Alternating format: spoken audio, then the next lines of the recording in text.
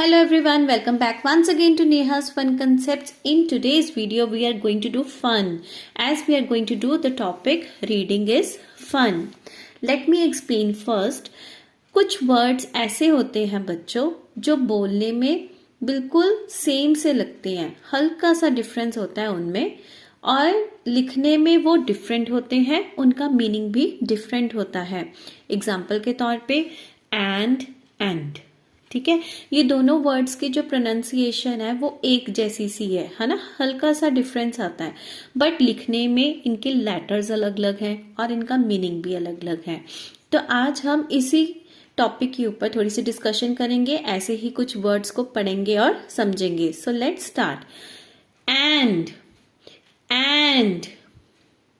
और इसका मतलब हुआ और, जैसे नेहा एंड फन कंसेप्ट्स. ठीक है, एंड खत्म, समाप्त.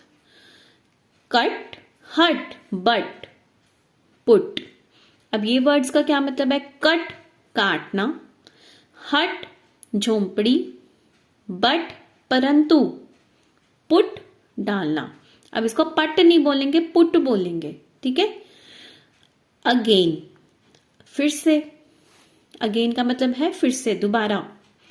गिव देना किसी को कुछ, विद किसी के साथ. सैड सेड, सैड का मतलब उदास, सेड का मतलब कुछ बोलना. ऑल्सो इनटू, ऑल्सो मतलब ये भी के लिए यूज होता है ऑल्सो. इनटू किसी चीज के अंदर. अस यूज, ये दोनों देखो वर्ड्स, अस यूज. अस का मतलब हम, यूज का मतलब इस्तेमाल करना. एम का मतलब निशाना या लक्ष्य. अगो ईगो, अगो का मतलब कुछ समय पहले, ईगो मतलब हमारा अहंकार. ऑफ, ये ऑफ का मतलब होता है बंद करना किसी चीज को, जैसे switch off the fan. Ask पूछना, किसी से कुछ पूछना, सवाल करना. अब यहां पर मैं कुछ और वर्ड्स लाई हूं आपके सामने. देखो, सूप सोप, ये सूप होता है, सूप जो हम सर्दियों में सूप पीते हैं. एंड सोप मतलब साबुन. देखो, एक ही लेटर, एक ही वॉवल का फर्क है, यू की जगह ए है पर मीनिंग डिफरेंट है, बोलने में एक जैसे से हैं.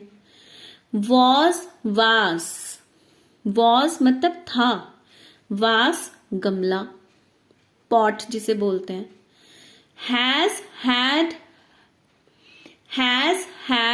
Have, gave. हैज मतलब है, जब किसी के पास कोई चीज होती है. हैज, हैड थी, पास्ट के लिए यूज होता है. हैव प्लूरल सेंस में यूज होता है. गेव किसी को कुछ दिया था, ये भी पास्ट का वर्ड है. गोज डज, अब यहां पर देखो ओ की आवाज थी, यहां पर ओ की आवाज नहीं है. Goes does. गोज मतलब जाता है कहीं पर, डज करता है. गॉन डन, गॉन गया था, डन किया था. सम कम होम, सम कुछ, कम आना, होम घर. सन वन, सन बेटा. Won one, once upon.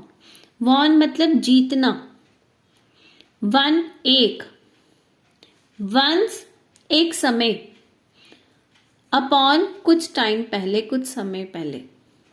तो ये है ना कुछ कुछ कंफ्यूजिंग से वर्ड्स जिनका मीनिंग भी डिफरेंट है, लिखने में भी डिफरेंट है पर साउंड एक जैसी सी है. और कुछ वर्ड्स तो वैसे हैं जिनकी साउंड में फर्क किस तरह से आता है, जैसे गॉन ओ की आवाज आ रही है, डन अ की आवाज आ रही है ना. तो ये थी वीडियो रीडिंग इज फन के ऊपर. मुझे आशा है आप भी इसकी प्रैक्टिस करेंगे घर में पढ़कर, मतलब आपको समझ में आ चुका है. तो मिलेंगे आपसे जल्दी अगली वीडियो में. Till then happy learning, bye bye.